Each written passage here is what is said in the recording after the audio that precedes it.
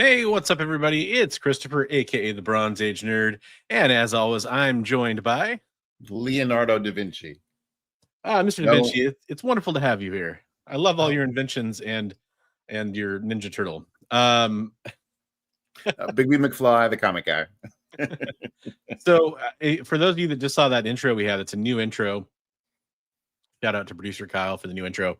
You saw some clips, saw some familiar faces on there. You probably saw some faces you may not be familiar with.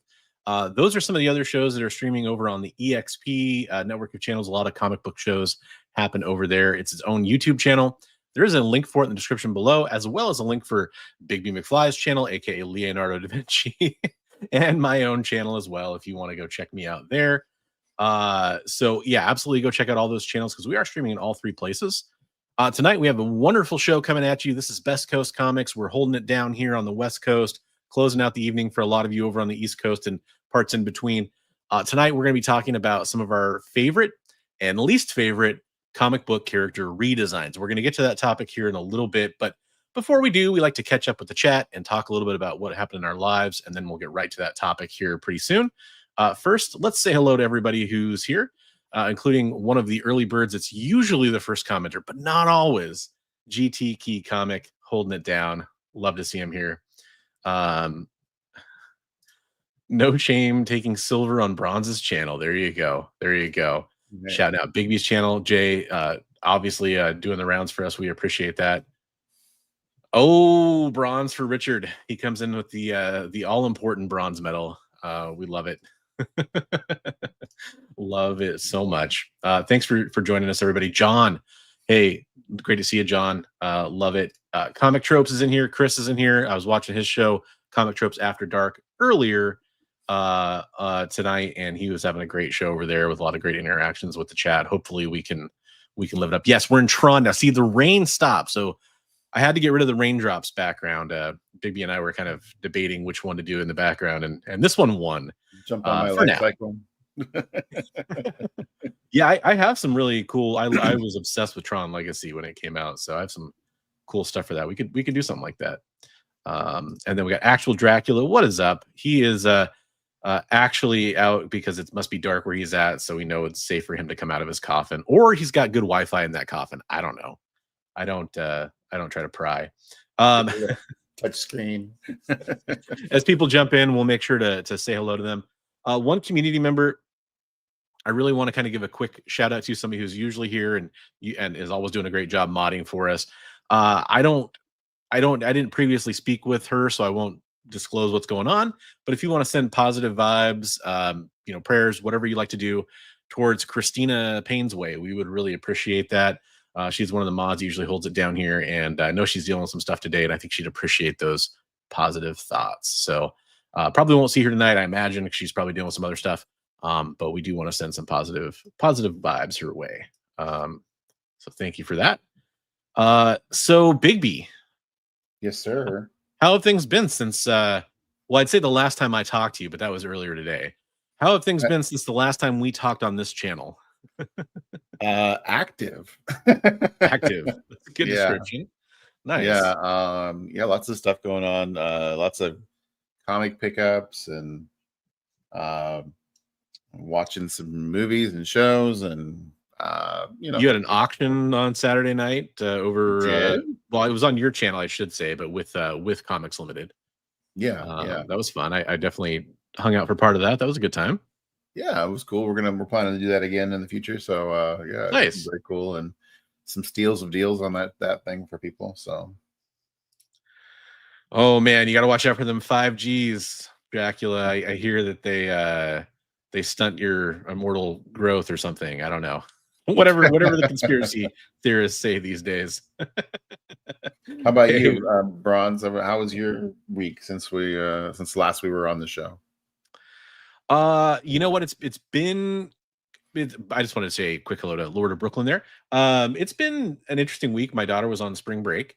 We did some fun stuff. We went to Great Wolf Lodge one day, met up with my friend and her friend. I think I might have talked about them last week's show because it was last weekend, but that was a lot of fun. And then this last weekend, we went and saw a Minecraft movie. Mm-hmm. There was no chicken or popcorn thrown that I could tell in our showing, because that's a thing. How many stars out of 5? She'd give it 5 stars. I'd give it 4.5 stars for the experience watching it with her. I went with the Copper Age Babe and my daughter. We haven't figured the modern age Minnie. I don't know what we're gonna call her yet. She hates that name, but we got to come up with something like that. And hey, what's up, Red Chair? And then yeah, it was entertaining. I think I heard enough people say that it was better than you'd expect it to be that I got my hopes up a little bit for it to be better than it was. It was solid though. You know, I play Minecraft. I have for over a decade at this point, I guess. And so things are kind of fun to see in the movie. I think there was maybe a little bit too much of a bromance between Jason Momoa and Jack Black. A lot of that. Now, I will say the one thing that happened before the movie that I really enjoyed, I did get we talked about this last week. I got to see one of the screenings that had the Superman sneak peek, extended footage kind of trailer thing. And that was thinking of covering your eyes because like last week you were like you didn't want to see that, right? Well, like I said, if I'd seen it, and I said last week, if I saw it in a movie theater, it's a lot different because that I'm getting the cinematic experience, right? Like I get to put myself in the movie for a second, and we went into a nice theater, premium sound and picture and all that kind of stuff. Not IMAX, but one of the chain ones like that. And so it was a good presentation. It was funny. The kids behind us who were, teens or something like that, maybe tweens or whatever, were like, "Oh, I hate Superman. Oh, it's gonna be so boring." So I had that in my head as I was going to watch this. I'm like, shut up, you damn kids. It was interesting. I'm excited for that film. I don't know that I'm any more excited for it now. It was just fun seeing part of it. I won't spoil for anybody who doesn't want to know about the footage, or hasn't seen it yet. I thought the footage was interesting. There's a little bit of changes with a few things, but it was good. I liked it. Yeah. It was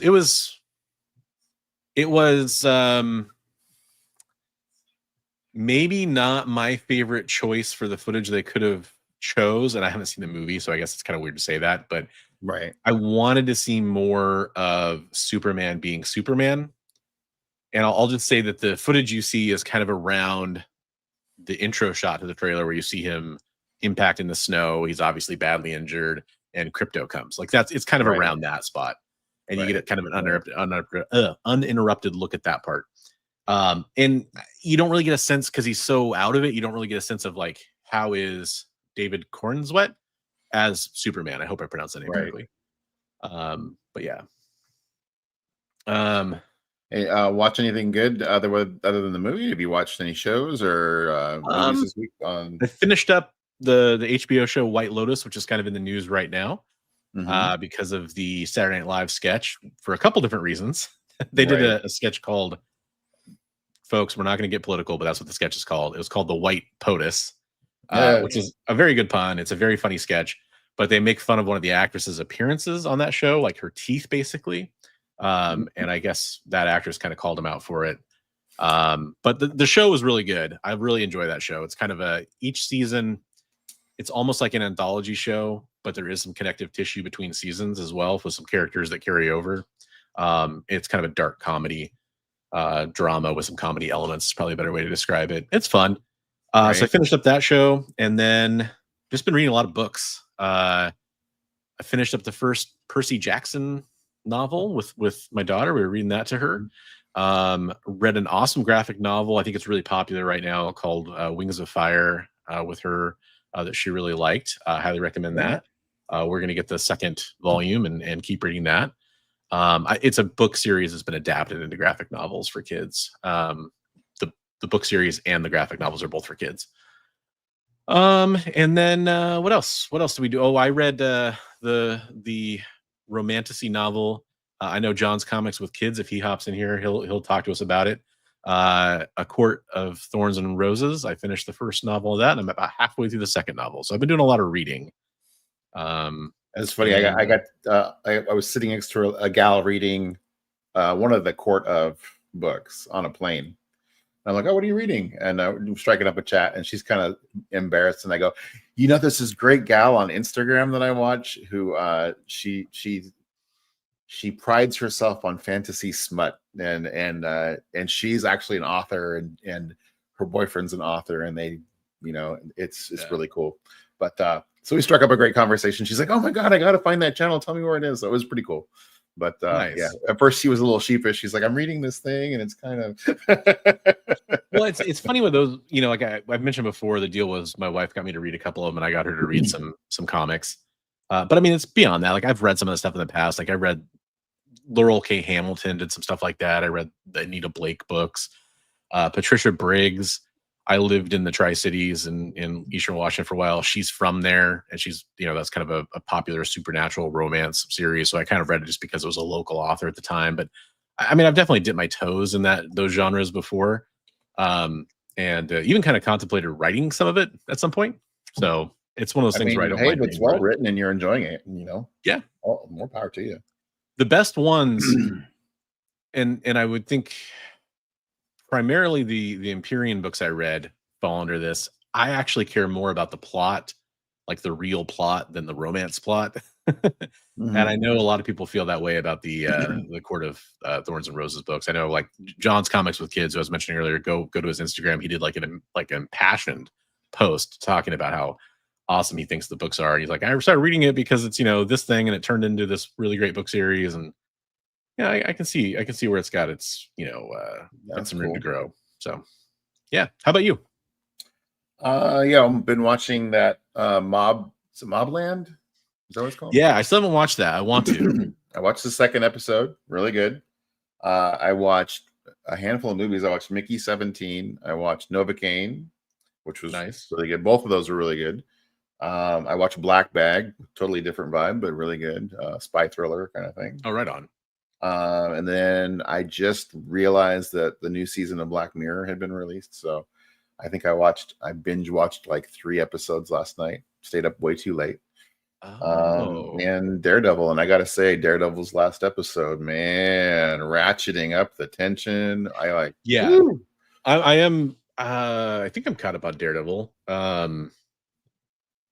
Yeah, I'm pretty sure I am. It's the episode after the Muse episode, right? Yeah. Mm-hmm. Yeah, I'm caught up on that too.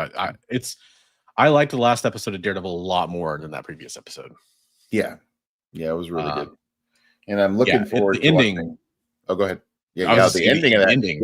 Yeah, the ending of the episode was whoa. Yeah. And I'm looking forward to watching Last of Us when I get a chance to. So that'll be good. I guess that just started. So yeah, the Laurel K. Hamilton, Anita Blake stuff is pretty. It starts out being very supernatural thriller, and it ends up being like pretty much all Harlequin romance novel stuff. Gotcha. Hey, what's up? How's it going, Collector P? About halfway through Mickey 17. I was gonna say, like, we watched about half of it. We just couldn't keep going on it. We have to finish it. It gets really good. I enjoyed it a lot. Yeah. Comic tropes after dark. This is where it really happens, everybody. There are people that are going to come in here and think that this is not the real comic tropes. Well, that's a White Lotus tie-in with Daredevil, right? Yeah, right. It's a Court of Thorns and Roses tie-in. Hey, how's it going, Erwin? Glad to see you. Yes, 1 episode left. It was originally supposed to be 18 episodes, and they split it, and that's why we're getting season 2 so quickly. Not sure if I mentioned that before. I actually didn't know that. That's cool. Man, I was having this conversation with my mother. I miss even 18 episodes in a season sometimes. Not for every show. Like, there's not every show needs it. Some shows can be 8 episodes. Some shows can be 12 episodes. I don't necessarily need 24 or 32 like they used to sometimes back in the day, but there are some shows where I'd really, really really, yeah, we're gonna highlight that. You bet. We're gonna clip that. We're gonna put it on YouTube. We may not read it out loud, but we'll highlight it where it's on the screen. We're gonna make sure to tag you in the short. But yeah, it is interesting how that's happened. Luckily, if that means we're getting second season stuff pretty quickly, that's also good. I can't complain about that. Especially with the rewrites, I'm sure, and the like reshooting and stuff they had to do. I'm sure that's difficult. Did you pick up any books this week? I've made several acquisitions. I was on Jen, who's part of the EXP. She's one of the people that helps run the EXP. Space Cadet Comics. I was on one of their claim sales like last week. Got a whole bunch of stuff from her, and then I coupled it with some stuff from another claim sale she did. I got some stuff from producer Kyle's claim sale he did the other day. Both of those orders haven't shipped yet, so I don't have any of those books to show off, and I'll wait till I get them. And then I made a pretty big pickup today, which hopefully I'll be able to show off next week. Bigby already knows about on the claim sale on my channel too. So yeah, I forgot to bring them with me though, but I will hand off those to you. No shipping. For sure. Yeah, so I'll have a lot of stuff to show off. That's something, man. I hope it all doesn't come at once. That's my worst fear, is that everything comes in the same day. You just break it up, But here's a short box. right. But no, I don't have anything. Here I got Inglorious Bastards on 4K Blu-ray. There we go. It's a good movie. Yeah, good movie. It is a good movie. Well, did you have some stuff to show off? I moved that Classics Illustrated collection that I picked up. I made a decent profit on the deal. I don't know if we talked a little bit about like trying to find the right person, put it in the right person's hands, but I was able to take it and trade it. I don't know if Eddie's in the chat, but I did keep.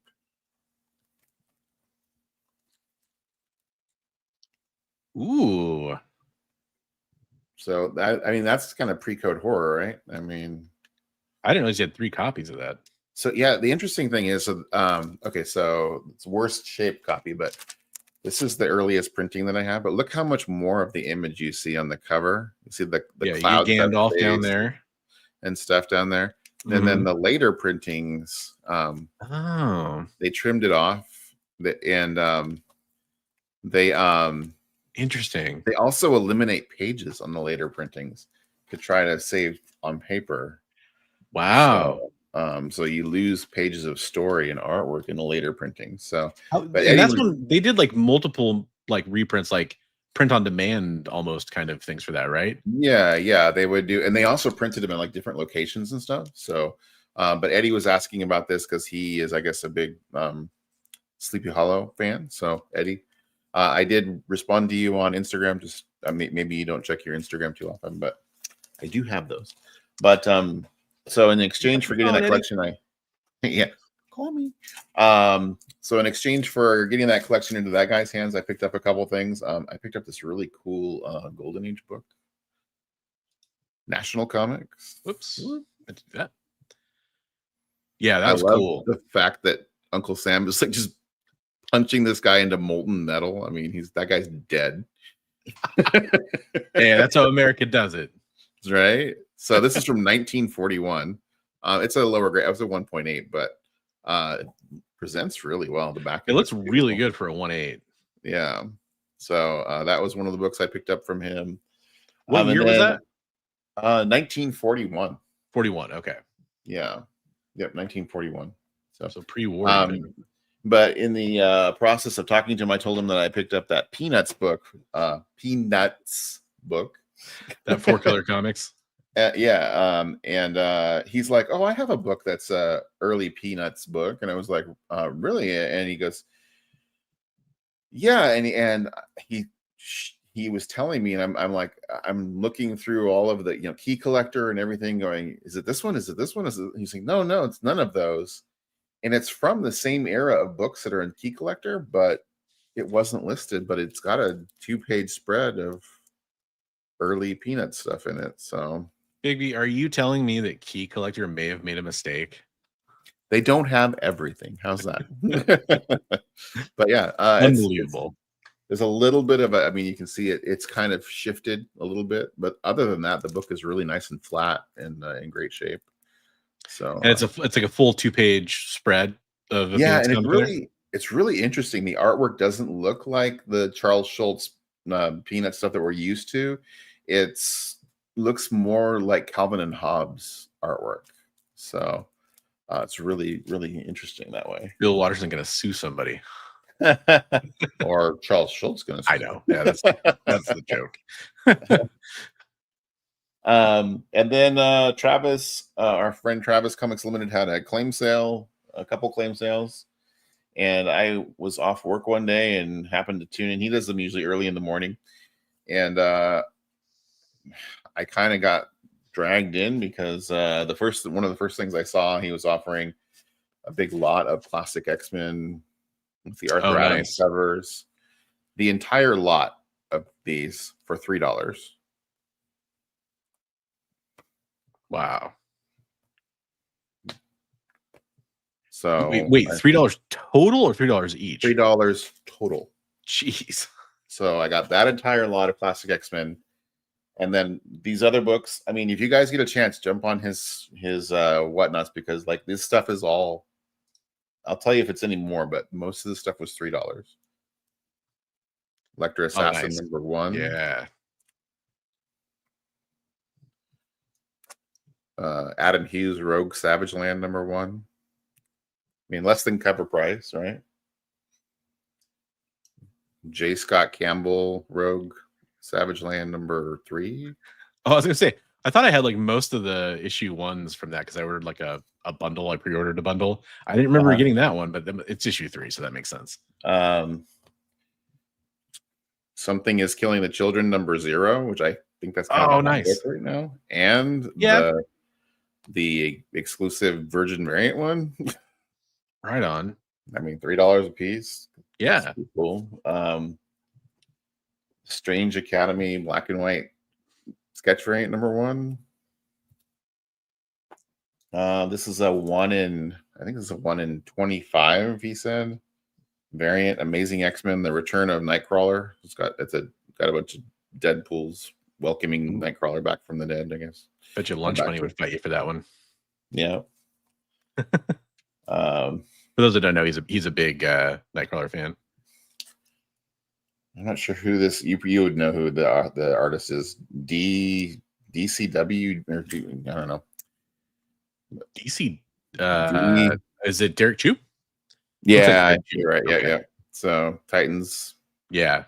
Starfire cover. Nice cover. Yeah. I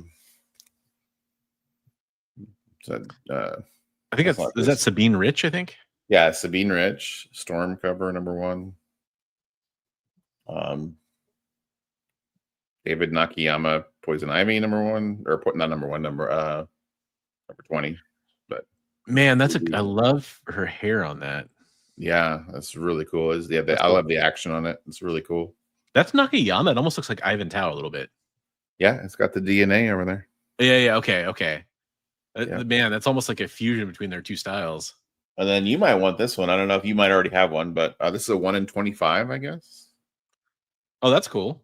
Yeah, G.I. Joe variant #3. #3, okay. Really super high grade bronze Man-Thing #3. Right on. Always nice to get your hands on a Man-Thing. Right. That joke never gets old. Never. At least in my mind. This book, this isn't called A Christmas Story. You'll probably know what it's called. It's Image Comics presents A Christmas Story by James Tinian. This is the die cut variant cover. Somebody in the chat can probably shout it, but I guess this was supposed to be a one shot, and then it was so popular they're making it an ongoing horror series. So right on. So cool. Yeah, speaking of Nakayama, shout out to Comic Tropes. He actually had a chance to meet up with him and do an interview with him. So go check that on his channel if you want to see Mr. Nakayama get interviewed. I mean, probably one of the hottest variant covers in the game. Very polarizing too, apparently. Apparently. I like Nakayama. Cruel Universe foil #1 for $3. That EC, the new EC brand. So that's cool. Yeah, I love the that's cool. Cthulhian thing swallowing the galaxy there. That's pretty cool looking. Alien variant cover #1. Okay. So, and then a little older, but glow in the dark Dead Man #1. Oh, that's neat. Yeah, Neil Adams cover. Foil Bronze Age nerds are, you know, I happen to be pretty close to my kitchen, Chris. So don't tempt me. First appearance, I guess, of Kid Venom variant cover. So Death of Venomverse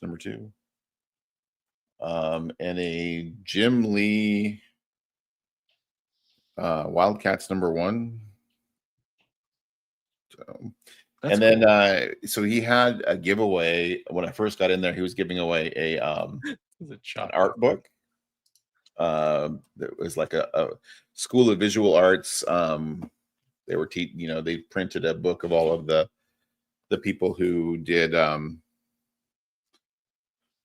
graphic storytelling courses. So so it's all different artists inside. Like there's like a couple pages from a bunch of different artists, right? Yeah. So like yeah, so pretty cool. And so he had that as part of the giveaway. The back cover is really cool. But so that was a giveaway, and he's like, we're making lots of sales, although most of the sales were just me and one other guy. And he's like, well, when we get to $100, we're gonna have a big giveaway. And is there anything anybody wants? And I was kind of jokingly, I was like, I know he has some Kirby FF that he was showing me. I bid on. Is there any higher dollar items that he's looking for? And I said, I'd bid on some Kirby FF. And he's like, all right, I'll start Kirby FF at $10 an issue. And I thought, you're kidding me. But nobody bid against me. So Kirby FF 43, FF 78. Nice. FF 85. Do you have like most of 1 through 100 now? Well, I sold a big chunk of it when at the show where you were at. So. Oh yeah, that's true. Okay, I didn't know if those were doubles or not, but that makes sense. Okay. FF 88. Yeah, I actually sold the number. What was it? Number 8. I sold there at the show too. So. Gotcha. FF 91 and FF 92. So I was like, cover. Holy cow! So then he had a giveaway in the middle of the show, which I won. Was the Aquaman miniseries? Bigby intimidated the other buyers. No, I was like, I was trying to encourage other people. I'm like, come on, bid. And then this was another giveaway that he ran. J. Scott Campbell, Wolverine #1 X-23 variant. But so he had a high bidder giveaway and a what is it? The high bidder giveaway and then a buyer's giveaway. And so for the buyer's giveaway, I won the buyer's giveaway, which was right. That's awesome. Signed Magic signed #1, the California Wildfires book. And then I was the high bidder, so I got the other Campbell sketch variant signed. So, yeah, the morning. That second one there is the one he did just for the Wildfire. Okay, he sold a set and all the proceeds went or whatever, but yeah. That was like a second printing for the Wildfire kind of a thing, I think. Okay, but yeah, it has a COA on the back, 1A, right 1B. Yeah, because I picked up those not signed, but yeah, because I thought there was a great cover and I wanted to support the cause. It was cool. It was an amazing deal. Thank you, Travis. And then we went and did the show on the weekend. And awesome, it was fun. Right on. So thanks for letting me show a stack of books. Yeah, you got some good stuff. You're all showing off those amazing, especially Kirby. It seems like every time we see some stuff from you got some great Kirby. You can't resist if it's that price, you know. Figure drawing is just in here like straight up. Like I've got qualms with J. Scott Campbell. Nakayama looks like this, but you know, hey, that's the thing. Art's subjective, right? We all agree with that. There's people that I can name some of my least favorite artists, and there's people that love him. Yeah, J. Scott Campbell, I think he's gotten a little samey over the last few years. I definitely could agree with that, but I still love him. So we're going to talk about another show coming up on the EXP tomorrow. Folks, we are streaming over on the EXP as well as Bigby's channel and my channel. Don't want to miss Minute to Skim It at 7 Eastern or 6 Central over on the EXP tomorrow. That's with our producer, Jay, who's in the background right now running those dials and switches, as well as Jen, who I mentioned earlier. She runs Space Cadet Comics and is a staple over on the EXP, as well as my old co-host, Kyle, from Devil's Advocates. You can go catch them talking about comic books coming out for New Comic Book Day and doing short reviews on those comic books. Highly recommend checking out that show over on the EXP. And then we are going to get to our main topic for the evening. Now, Bigby did a great job pulling a bunch of artwork we can show to kind of talk about some of these character redesigns. I pulled some stuff too based on what I saw, because he pulled a lot of the ones that I would have went for as well. Do you think we should start off with the bad or the good? Because it's kind of separated out that way. Let's do bad and then good, you think? Or ask the chat what they want to see first. They want to see bad designs or good designs. I actually gotta before we even dive into that. Chris had a couple comments, and I starred him to come back to him later. You guys should draw a comic cover starring the other host. We should each do that. It's an interesting idea. I've talked to you about doing like a convention sketch thing with like a flip book for each of us to have to do for conventions. That would be fun because we both do art. So yeah, absolutely. So we've talked about things along those lines. So I guess keep that one on your hat, keep that one in the back burner. You might see something along those lines. Jay actually had a great question that I didn't want to interrupt the display to ask this, but he asked, are there any older books that have high grades? And the answer to that is, yeah, there are definitely some. It depends on what you mean by older, and it depends on what you mean by high. But yeah, there's some surprisingly old books that have surprisingly high grades.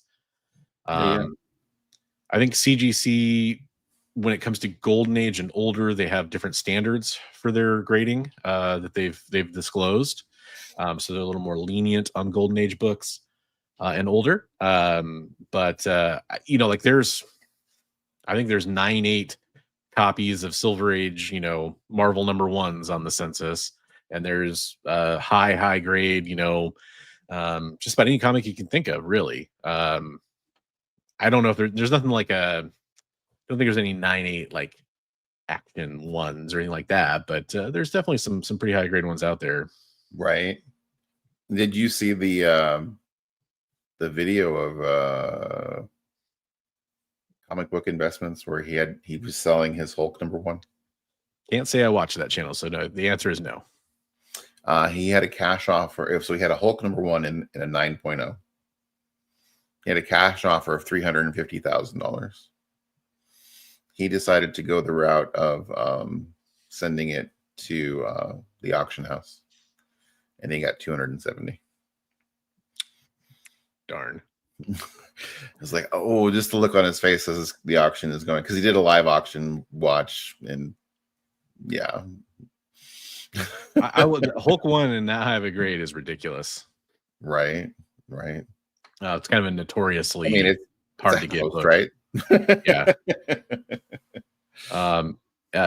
Chris wants to know, has Bigby decided to do Heroes Con over Summer Con? Have you made that decision yet?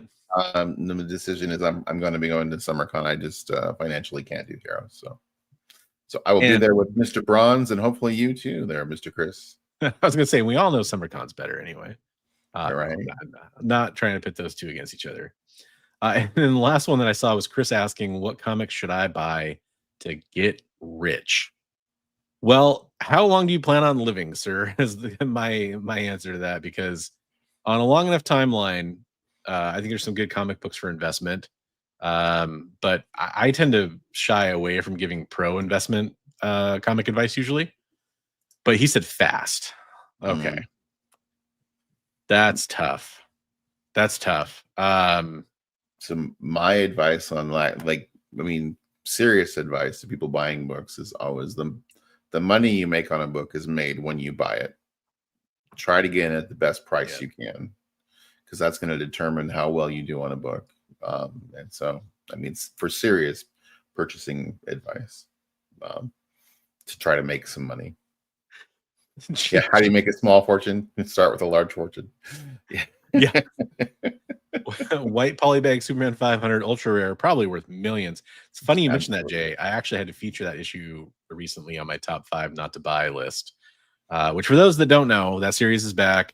That's kind of more what I do, is kind of, I don't want to call it anti-spec, but I think there's enough comic book speculators on YouTube talking about what to buy, and I just wanted to kind of take a counter approach. I wanted to be, there's a reason that the show I did with Kyle was called Devil's Advocates. It's because I live my life as a devil's advocate. Hey, what's up, Garfwong? Love to see you. Thanks for being on the show. And the people who do buy those books, I don't fault them for that. It's like, yeah, but like you usually say, now is probably a better time to be selling those books than buying them. If you want those books, wait a little while and get them when they've cooled off. Yeah. It's a very interesting and complicated subject. It's one that I think we probably should cover as a topic, just like comic books as investments or for investment, because it is certainly, it's one of those things that's really weird. Like, a lot of collectors recoil from the idea that people collect comic books for investment, and yet, I think most collectors do it subconsciously, even if they don't think they're doing it intentionally. I think a lot of them do it subconsciously.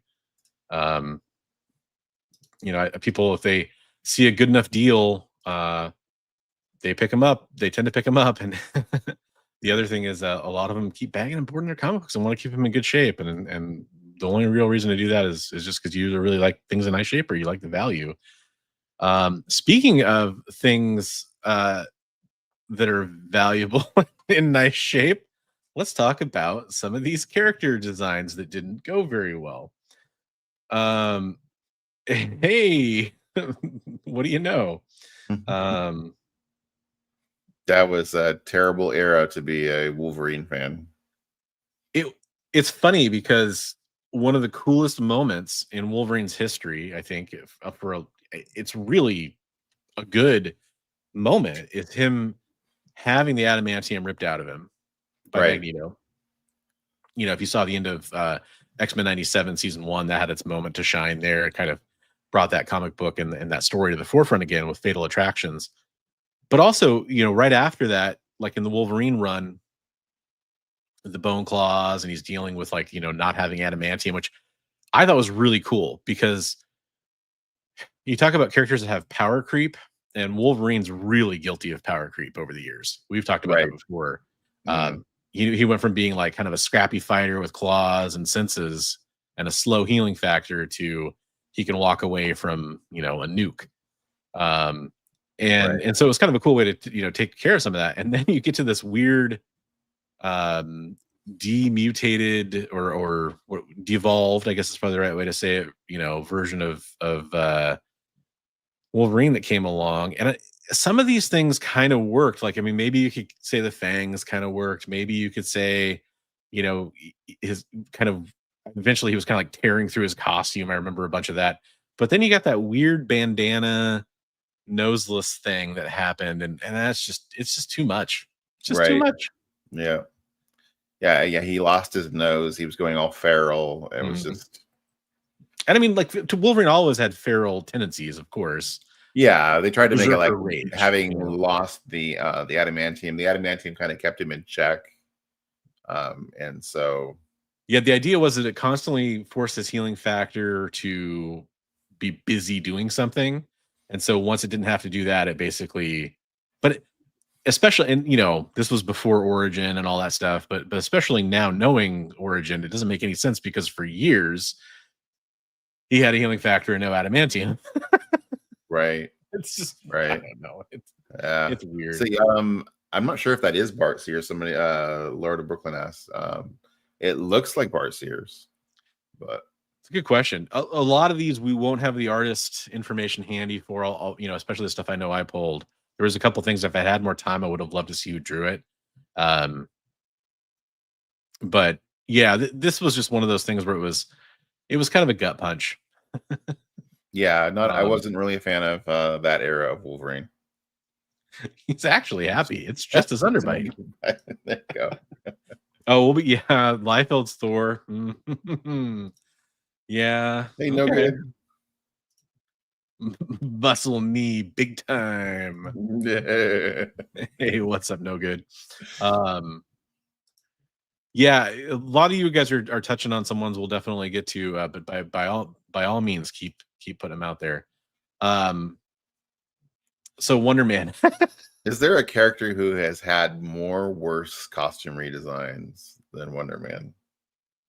I mean, I have a slide I saw in that my one. section that it's just a bunch of his costumes, and it's just terrible. They're all bad. Even like his, if you picture in your head, what do you think the best Wonder Man costume is? Picture that in your head real fast if you're familiar with several Wonder Man costumes. And now ask yourself, is it still a good one? The best one I think is the black tank top. That's the more recent #1. I agree, but it's still not great. Yeah. So unfortunately, the order on these got all mixed up because I downloaded all the pictures, so there'll be some jumping around. But Armored Cap. I mean, we can't leave the armor to Iron Man. We gotta. It's not just the armor; it's the ridiculous chevron nose piece. Yeah, and like how does that even work? His nose is not sticking out. Is it? I don't know. I mean, so he devolved into a Wolverine-like creature. It's kind of like, but you think about it, it's kind of like Iron Man. Remember when Iron Man had a nose for a little while? Do you know who gave him that nose? I know Stan Lee's the one that told him to turn it back, right? It was Jack Kirby that gave him Kirby. Okay. Yeah, it was. Yeah. Oof. Yeah. It wasn't good. Nose piece. Right. We're flying. I did an accidental double click there. I hate it when that happens. So this was in the thumbnail. I mean, a lot of this can just be summed up as in 90s bad. Yeah, 90s era. They were trying some things. A lot of them didn't work. I mean, you needed pouches. Somebody mentioned Rob Liefeld earlier. Lord of Brooklyn says the safari jacket costume is prime for Wonder Man. Captain America, RoboCop, the nose piece. Yeah, absolutely. Marvel was in their no nose era. Yes, yeah, the Diodato S&M gear. Yep. I mean, Courtney, I think Thor having a lot of hair is kind of cool. Like that's the one thing about this I didn't mind. But you're right. Mr. Science Snake. Here I am, rocking like a hurricane. It's bad. You know who that is? I don't even know who that is. That's Guy Gardner. No way. That is Guy Gardner. Is that the actual, like, is he shirtless? I believe there's another shirt. The era was called Guy Gardner Warrior or something like that. Wow. That's a lot. Is he missing his heart? I couldn't tell you. Didn't read it back. This looks like Wolverine. Punch me here. He's got 3 claws on either side. Wow. That is Guy Gardner, and that's not the last bad Guy Gardner either. Well, we're going to disagree on a few, but yeah. Okay. Possibly. I know there's one we disagree on. Hey, folks, there's Christina, by the way. Remember, hey, Christina. Send positive vibes her way. I didn't share the reason why. I think that's up to her if she wants to do that, but I know she was looking for some positive vibes going her way. So let's please do that. Send some prayers, positive vibes, whatever you like to send her way, please. Leonard says Guy could morph weapons. Like liquid metal style morph weapons? I couldn't tell you his power No, set. I'm asking him. Because if he, I mean, Yeah. if somebody knows, that's great. He got alien tattoo powers. Dope. All That's right. always a good one. I love it when they get alien, like that alien tattoo ink, man. And he It's also really like something. got roid raged out, I guess. Like, look at those veins on his arms. His arms are like tree trunks. Not So the guy Gardner I'm used to. knowing nothing about this, because I'm not a huge DC person to begin with, but I love that the idea that he's just basically working on some ships during this era. Like that's what he's just on the docks. He just, he does. He's like a yeoman or something. I don't know the right. He ate spinach. That's what happened. Oh yeah, that's it. All right. The middle two.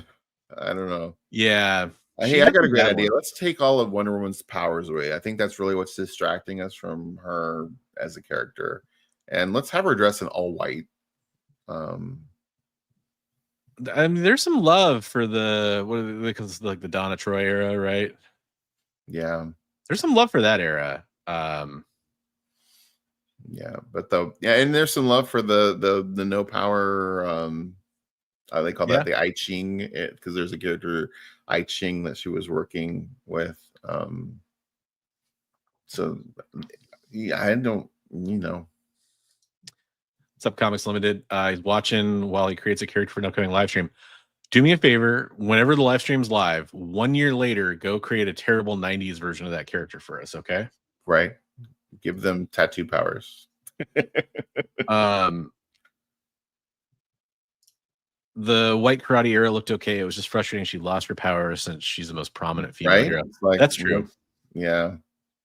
Then again, it's a really common trope to like explore a character that's powerful that way. I mean, we do have some love in here for the white miniskirt, so there we go. Yeah. I mean, oh man, do you know who that is without me telling you? Is that Dr. Fate? That's Dr. Fate. Okay. Oh my god. I can tell you this is from the 90s without problem. Leonard's got your Guy Gardner update there. Okay.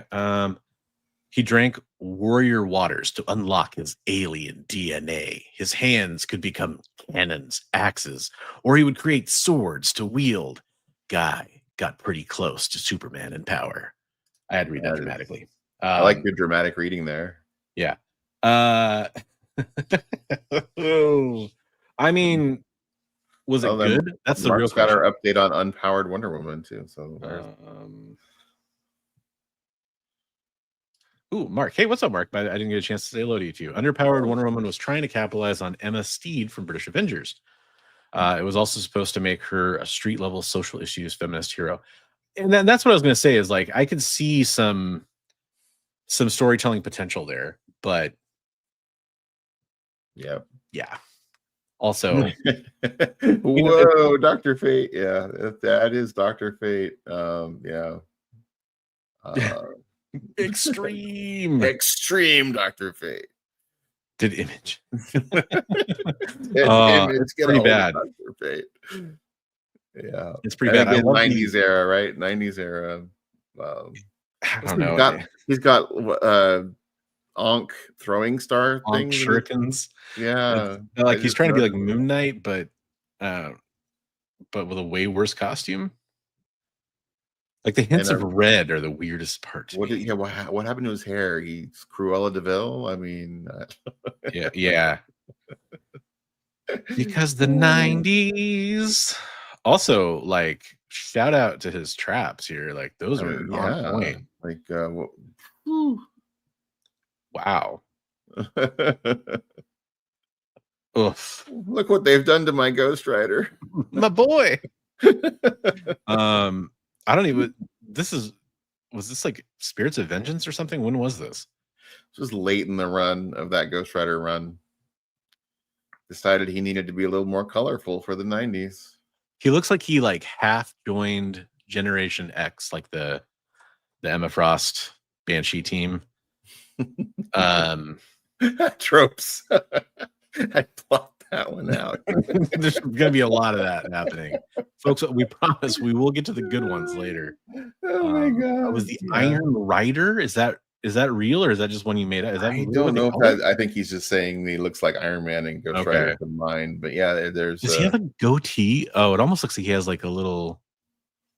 I That's think just they're a trying to do shadow. some shading on his jawline there. But But yeah, could you imagine if he just had like a a goatee little too? goatee that would be on his yeah. It is Non-flammable. not Speed Demon from Amalgam. That is actually how Ghost Rider looked. There was another picture I almost pulled where he's turning into that Ghost Rider at a dinner party, and his woman that he's with is going, "Oh my god!" Yeah. I like to read this one. I don't think this is how you actually meant this, Courtney, but I love like you're convincing yourself that is Ghost Rider on the right. God dang it.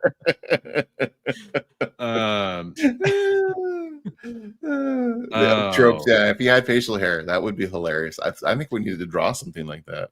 I mean that would be he'd clearly be from an alternate evil universe if that was the case. Right, like the was it Mirror Mirror from Star Trek? Yeah. Yeah, for sure. Uh, oh, this one hurts. This one hurts, man. She was evil, by the way. Yeah. But You can tell because of the spikes. yeah. Yes, what if Supergirl was evil, right? And And like the hair is feral or something. I don't know. It's just very. I don't know. She's all of a sudden like just massively more. The muscles are more pronounced. I'm trying to picture if you didn't have the weird spiky arm bracelet things and the hair was normal. I'm trying to picture if this would be like a decent outfit, but then it's just like she's got Zealot's legs from Wildcats. You know, it would almost remind me of what Sue Storm when she was Malice. Maybe because you got the big spikes and stuff going on. Yeah. But yeah, just good stuff there. Supergirl games. Oh man, it is. I'm a big Supergirl fan. I've liked a lot of incarnations of Supergirl, but not this one. Oh Not my this god, one. what did they do to Supergirl? She's so angry. Speaking of Sue Storm, so here's the part where I guess I'm a male chauvinist pig, folks, because I thought this outfit never bothered me at all. And later in life I learned everyone despises it. And I do get it now from like it's sexualizing Sue Storm kind of thing. But then Marvel Rivals came along and super sexualized Sue Storm anyway, right? So I don't know. I love that we've got old school Sue in the background though, right? Yeah, I wonder what the deal is here. Is this like a gathering of alternates or something like that? Because but the deal was, even when this was happening, I don't know if this was a retcon or not. She was being controlled by Malice when this was happening, right? I don't know. I think when she This first is also switched over, I didn't grab a screenshot of this. Is also the era where Thing had that helmet over his head, so they didn't have to draw his face. Yeah. that also should have been on the list. J. Scott Campbell did a like a recent-ish, like last 5 years cover, and it wasn't bad. Like she's a mom. This must be from Fantastic Foursome. No. She's a MILF. She's a MILF, Chris. Let's get it right. What, moms can't be hot? There we go. Yeah, come on. Let's empower moms out there to embrace their boob windows. This must be Fantastic Force. Never mind. You know, it's weird. So K-pop, by the way, hello K-pop. Love to see you in the show. The Glory redesign is interesting in a way. I know a lot of people jumped on, like, because that she turned into like super warrior, just like a barbarian, right? Kind of like they actually did something similar to with the, was it the Winter She-Hulk or whatever recently in Marvel, where she just turned like bestial. And I know some people love it. Visually, it's a pretty bad redesign in my opinion, but that character went from being like Mike Diodato Jr. cheesecake to Bruticus, basically. Right, right. Some weird Yeti alien thing. I'd swear she was Malice at this point, but it's just my memories telling me that. So if I'm wrong about that, I apologize. I've seen some really bad drawings of this outfit. That picture right there is actually pretty good. Hey, Courtney's backing me up here. Thanks, Courtney. I appreciate the support. For certain occasions, like a champagne party. That's a special occasion. I mean, it makes more sense than fighting a nihilist, right? Like, I mean, you have a thing for that for Sue Storm from your Jim Lee issue. I mean, that's more up my alley, for sure. Little young Bronze was changed forever at that moment.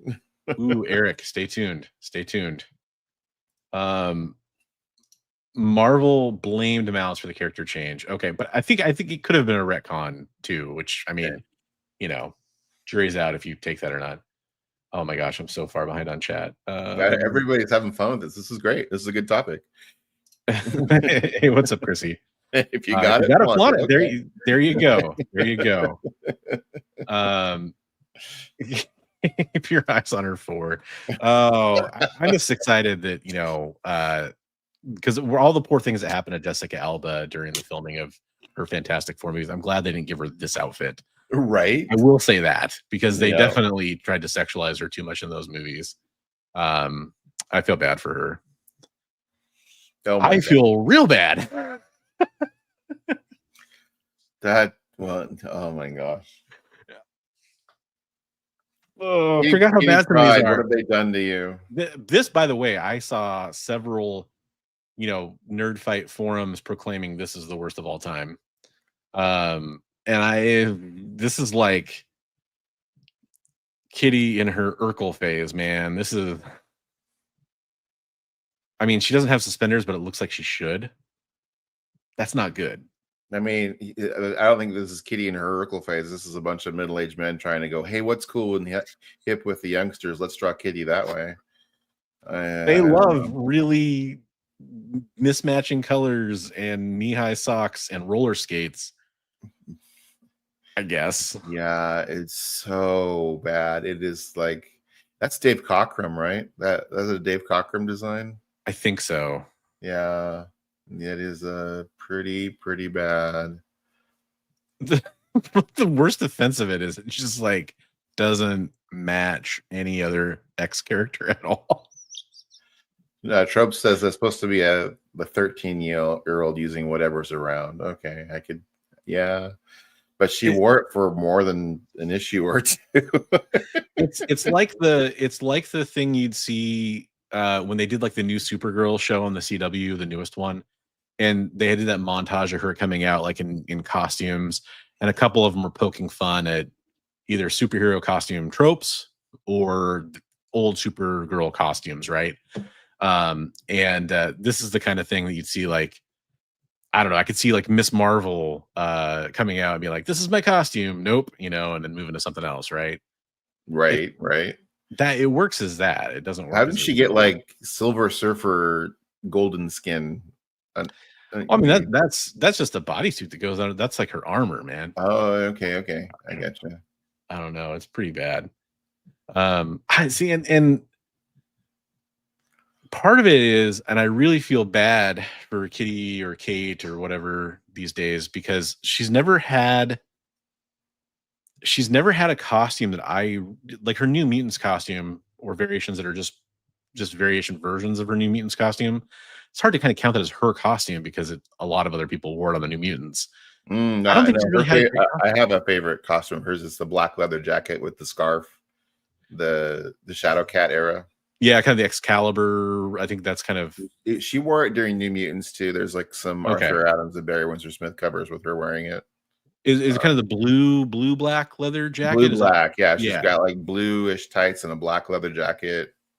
She's got like a scarf and PCP Kitty costume. Trope degrees, the blue black Excalibur era. It's probably her best, although I do like the one that's more like her New Mutants costume, but it has kind of like a Colossus shoulder point to it. Oh, the blue one? Yeah. It's black. bluish. It's like a black undersuit with like the yellow like Oh, okay. triangle Okay. chest slash stomach piece or whatever. But even that, it's not much of a costume. And for Pete's sake, Shadowcat's the good name. I don't like any of the other names like Sprite or gosh, there's been some other. No, just it's Shadowcat. Come on. I mean, she had an interesting look during Kitty Pryde and Wolverine, where she had the short hair and the leather Yeah. jacket and the Yeah. So she's an adult in the current X-Men continuity. She's an adult. Not when this was done, though. No, not when this. No, she's supposed to be a kid still. But yeah. What you do to Nightwing? He looks like a dick.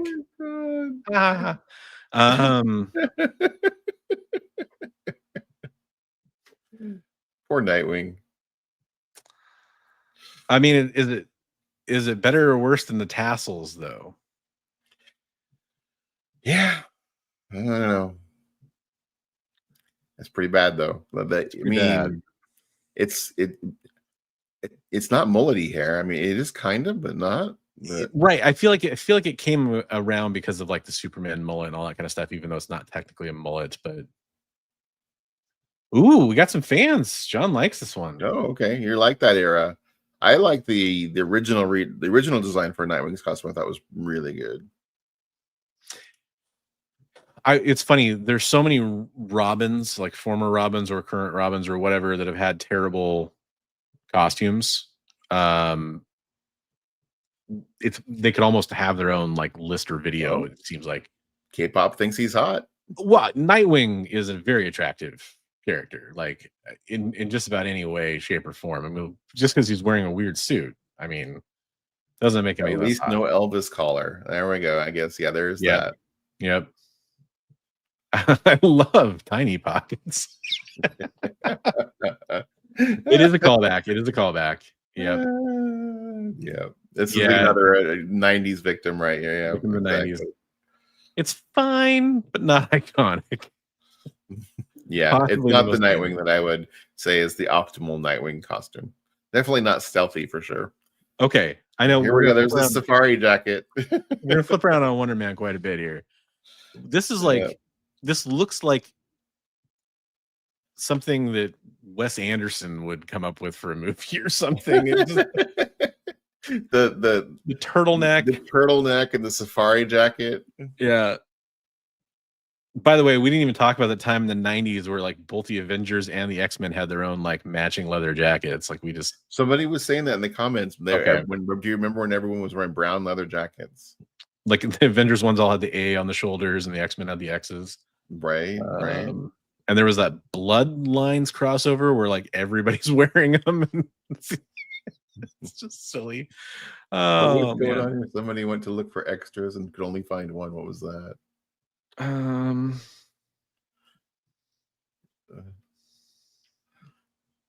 long time ago, he said he had only had one. I don't know what this is going on. Oh, is that back to figure drawing? Yeah. I think I don't know, but anyway. If there's anything we need to come back to there. Something about Nightwing, they could only find one. I don't know. Hey, what's up, Awesome Sauce? How you doing? Hope you're having a good night. I do think somebody said that, he was auditioning. I think he was. That was kind of a movie set costume that he was wearing, and he took off in the middle of the movie set. But yeah, it's pretty bad. This is one we're gonna probably have to throw down. This is peak Guy Gardner right here. You like Guy Gardner there, huh? Okay. Look, I'm not saying I like Guy Gardner. I'm saying this is peak Guy Gardner. We tried to sell the issue where I think it was peak Guy Gardner on that claim sale where Batman punched out Guy Gardner with one punch. That was peak Guy Gardner for me. One Punch Batman. Yeah. Guy Gardner's always been troubling. As far as like just aesthetics go. I feel like he helped give Gingers a bad name. 5 out of 10. Needs more cut off jean jacket. More bowl cut. Yeah. Don't forget that time the time Hawk had a dress or a skirt or whatever the hell Oh, that was. Hawkeye. Yeah, when they Yeah. redesigned Hawkeye and he had a mini I skirt. I couldn't find a really good screen cap of that, so I didn't include that one. But that one definitely deserves an honorable mention. Yeah, here's another. Actually, this actually, compared to some of the other Robin, Drake, Red Robin, all the different Nightwing, different costumes, this actually isn't even the worst. But That color scheme, it's the though. color scheme, like green, Yeah, with like salmon. It's was kind of weird. and tannish brown shoulder and knee Yeah, pads. Just like I think it kind of reminds me of like a mallard duck color scheme more than it reminds me of anything else. Is that a misprint? No, that is the coloring of that. That is actually, there's other pictures of that. And this is more modern too. This is like what, 2000s or something? Yeah. But they said it was during a certain writer's run on Rob. I can't remember the writer. Fuchsia. That's fuchsia. It looks salmon to me. Okay. Sorry, Lord Brooklyn. Okay. Yeah. I thought fuchsia had more pink in it, but yeah. Not good. Not a good Robin costume. Quack. Yeah. I think I'm with Mr. Science here. The design isn't necessarily terrible. It's the color scheme. I think like what Trope said the same thing about the Sprite costume. He's like, that's more on the colorist than the. So maybe. Oh, and good point from K-pop here. It's like, and I until you said the pads, in my head, I was just picturing these as being like open, like the shoulders and the knees. But yeah, it's because they need to be like a darker color or open, like one or the other. Like, I don't know. Is he holding a telescopic drinking straw? It's the terror that flaps in the night. A telescopic drinking straw. I love That's pretty good, Steve. The green should be darker. Yeah, I mean that's a fair call out. Yep. Fair call out there, Courtney. So Chris mentioned this one earlier. Comic Tropes mentioned this earlier. The Daredevil armor. Look, there was a modern figure done, and I had kind of like had to remember that this was a thing for a while. And I'm not a fan of the silver. And in some renderings, some ways it was colored, the silver isn't as bright on the shoulder pads. But like if that was like a dark gray, I'm kind of down with this costume. I saw a Mignola drawing of this where it wasn't as segmented and everything, and it looked better. Yeah. But it's just not my Daredevil. But not my hey, Daredevil. John, were your ears burning? We're talking about you and your seriously wonderful review of a book series that Bronze is reading right now. Yeah, John, I'm reading A Court of Thorns and Roses right now. I'm on book 2. So we mentioned you earlier because Night Thrasher vibes for sure. Right. Yeah, that's actually a really good call. So Chris, not a fan. Yeah, I don't know. This was one of those ones where I've seen the Mignola, and I think even I think it was Ramita Jr. did a lot in this costume, and I think it looks more minimalistic than like this design, like the way it's portrayed here. Which, granted, that was definitely drawn that way several times too. It's too much, too much here for sure. Yeah. Didn't he have people are you guys are really getting in the chat. Thanks, guys. Yeah, love it. Yes, there was a black and red version of this too, or something, not this, but a black and red costume that was better for sure. In fact, his most recent, I don't know who the artist that designed it was. I don't know if it was like Toretto or something like that. Had a really nice costume for him recently too. Bagley is doing a good job here. I don't know. John, heck yeah, Perry Smut for the win. Metal. But did they just bring the armored costume back? I didn't know that if they did. They just brought it back. No, I didn't know that they just brought it back. Shadowland area. Yeah, that's right. That actually just heated up for a little bit. Hey, real fast before we move on to a couple other bad ones, before we get to some of the good ones, which there are some good ones, I did want to remind everybody about another show coming up on the EXP tomorrow night.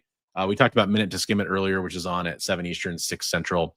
If you want to stick around tomorrow night, they'll have a Welcome to Wonderland show. It's a Acclaim comic book sales show at 8 Eastern, 7 Central. Definitely go check that out as well. It's hosted by Rich Davis, who you may know as like the writer of great comic books like Cult of Dracula, for example, who also helps run a comic book shop. And you can check out Acclaim Sale from them. They cover a lot of new release titles as well as some classics as well too. So it's a good Acclaim Sale show that I've bought from before and can recommend.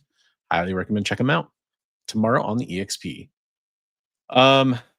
Okay, so I hope these are next to each other.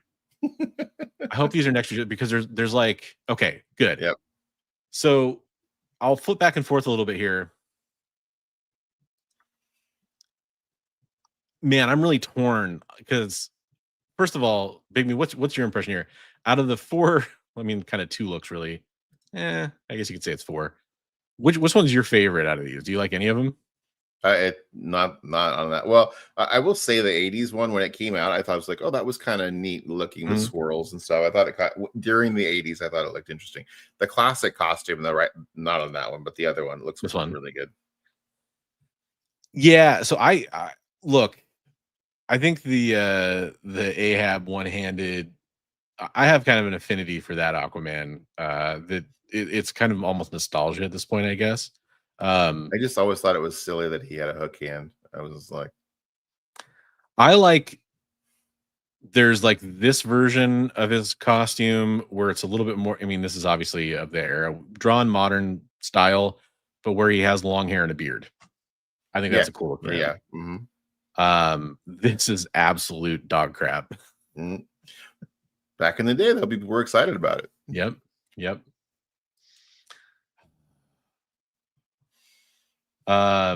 You like when they made him more Poseidon-like? So that's kind of the Poseidon-ish look there. But I mean, probably when he had two hands and was wielding the big trident and everything. Yeah, I honestly am not a huge fan of the classic Aquaman costume. Maybe that's sacrilege, but I've never really enjoyed it. So attempts to modernize it are pretty cool. I mean, they did. I don't know if I love the shoulder pad part of this. And there's definitely some, you can see there's some tendencies to kind of make him maybe a little more Namor like here too, and that costume by removing the shirt and all that kind of stuff. See a little Namor, see a little Thor. Yeah, a little Thor. Well, I mean, yeah, especially with the blonde. But oh geez, it just keeps going. What have you done to my Hawkman? This looks like a terrible action figure like color swap you'd get like in like the recolored action figure they do to do a new release. Right. Hey, what's up, Tats Comics? How's it going? Like this looks like 90s level like G.I. Joe action figures with the neon orange. Right. That's kind of what I'm getting out of this. You had your little pause there. I should have said, everybody, if you can hit that like button, it helps us get more people in here to see the stuff. Seems like everybody's enjoying it. So yeah, absolutely. Awesome. But yeah, Judge Hawk. It does look like Judge Dredd mixed with Hawkman. Why are the eyes so large? Like that just they tried to make him like rounded bird eyes. Oh, he's got a nice big giant hoop earring too. Yeah. Well, I mean, he's got to be styling. He's got his pouches, Yeah, he's got the tiny pouches, right? He's got tassels too. He does. He's basically complete. It's the whole package right there, baby. So on his left arm, he's got like a bracer, but on his right arm, he's got like a gloved hand. That's weird. And is he carrying nunchucks instead of a mace? Looks like a billy club almost or something. But well, maybe that's no. I don't like this at all. I don't like this at all. This is bad. This is no, Jay. This is real. Okay, dude, we're gonna fight. Yeah. I'm just not a fan of that one. I mean, I'm not saying it's terrible. I just didn't like the X. I mean, I understand why they did the X design. It just didn't seem real practical. And you're wrong. Moving on. I can be wrong. No. I like so you'll see in my slideshow a little bit of a teaser for it. I don't have a very large one. I added a few images on it at the end hero show. I did a gallery of Cyclops' different costumes. And look, I admit I'm biased. I'm a Cyclops fan. But I saw other people say this, and I really kind of agreed with it. Cyclops has some of the best drip in Marvel. He really does. Like, most of his comic redesigns have been pretty solid for a character a lot of people don't even like. Which I think that was actually the point of the comments I saw was, for a character I don't really like, Cyclops gets a lot of good costumes. And I think this one's great. It's oddly enough, I wasn't as big of a fan of how he used his powers when he had this costume, because he kind of didn't have control over them. This was like post Phoenix 5, and he based like his lasers, his Zarks kind of came out in a weird X shape that was always wild. Yeah, I'm just a lot of people are saying that it looks cool. It's not Cyclops to me. Cyclops is the visor or the glasses to me. Totally fair. That part is fair. But and I'll get to, maybe I'll show mine in between, just because I'm referencing so much of it. But there's an Alex Ross design that this specifically evokes for me that I really like. And I'll show that here in a minute. Let's see what he's about to beat Speed Racer in the Mach 5. I don't even know who this is, dude. Cosmic Boy. That's Cosmic Boy? He's a Legion of Superheroes character. Okay. Again, not a DC fan, but yeah. I mean, it's a lot. Yeah, the original costume is purple, and then they changed him to more pink, and then they gave him the whatever that is. That's another Cockrum design from the 70s. Courtney's a fan, I think. Damn. Yeah. White. Yeah. Actually, both of those pictures are interesting pictures. Hey, I'm just glad he saved money on fabric on this one. I don't even get the. It's like a corset or something, but with no lacing in the middle, right? So in the original costume, because I'm not familiar with this character, in the original costume, is this shading or is it supposed to be black? It's black. It's kind of a callback to that. And then he has these little circular, like you know how Magneto has around his collar. Mm-hmm. He has kind of those around the collar. Okay, it's not a bad costume. It's a early Silver Age costume. In the future, superheroes. In the future, all superheroes are also porn stars. There's another. I didn't take a picture of Turlock. I think is his name. He's another Legion superheroes character. Very similar looking costume, but reverse it. It's a black character with white and a big fro. Dude, look, here's what I'll say. Like, this guy can rock it. Like, I mean, I don't know. Like, yeah, maybe it's not for me, but like, he can pull it off. The only thing is, much like a lot of female superhero costumes are very impractical. Stay on, right? I don't know how it's staying up, but other than that, like space age materials. Party, yes, Turlock, so bad. Yep, that was another one. I was like, I don't. But I was like, I'm getting out here in left field. A lot of people are gonna be like, "Who's Turlock?" Turlock, DC's super racist first black superhero. I don't know the history of that character. Then I guess to where that's okay. Interesting. You will need to. You need to look up Turlock. I hope people understand this reference and why I'd asked it. Does he have lightning based powers? He's got sonic scream based powers, I think. Okay, so that's at least that's good. Okay. Cosplay goals. Okay. Okay. All right. That's unfortunate. Cosplay goals, right? Dude, I like the Asbat suit. I don't like the pouches. Tiny pouches. Without All the 90s, pouches, baby. though, I'm kind of into it. But is it Batman? No, well, I mean, but it's not. It's also not Bruce Wayne. So Right.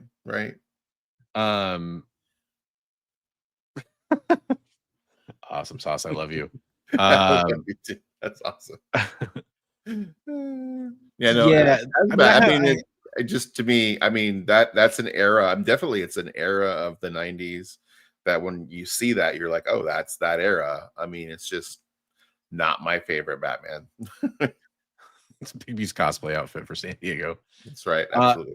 Comic Choke. The more I looked at it, there's actually a few things I changed. I think he had like shuriken wrist launchers, or at least one of, maybe it's his right hand here.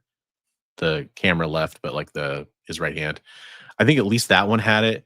Like, you get rid of those, you get rid of the weird blade things on his calves, you get rid of the pouches, and maybe kind of it, though. That's that pulls it all together. The blade things on his leg balance out the giant blade wing things on his shoulders. but honestly, like, looking at like Batman 423 or whatever issue it is, with the McFarlane cape stuff, like, that's really not that crazy. Maybe the weirdest thing when about they had this, robotic gargoyles in the Gargoyle cartoon. well, it's funny to me because as a fan of Babylon 5, this part right here around his chest always reminded me of the Vorlon Kosh. Yeah, the Babylon collar 5. thing there. Yeah, I could get that. And that's what I couldn't get over at the time. Look, I'm not gonna say it's like peak Batman or anything like that. Do not get me wrong, but it's, I think you don't have as big an issue with this as some of the other costumes. I get and I think, like, with some tweaks, it could be pretty solid. He's wearing a golden garter. Yeah, that's one of the biggest problems with this costume by far. Yeah, it is over designed. You're right. That's true. It's not my favorite. That's all I'm saying. No, I mean, it's not as bad as some that we definitely saw. And definitely, if you want a chuckle, look at Tyrock as well. It's definitely not as good as some others we'll see. Right, for sure. One of my favorites that I put up as a great redesign, I saw as some people's worst. So okay. I think there was one on your list that I remember kind of standing out to me. Okay, so this is, sorry, the order's all messed up. I apologize. We should have got that fixed, but this is kind of Floyd Lawton, modern style Deadshot, right? Right. I mean, this is an older iteration, but it's the modern costume. Right. But this is what he looked like originally in his first appearance. But he was a fighter against crime. Okay. Yes. Yep. He's the new fighter against crime. And then did that not load correctly? Oh, that didn't load correctly. I had another picture that was basically another panel of that. But yeah, I think that's an improvement. Hold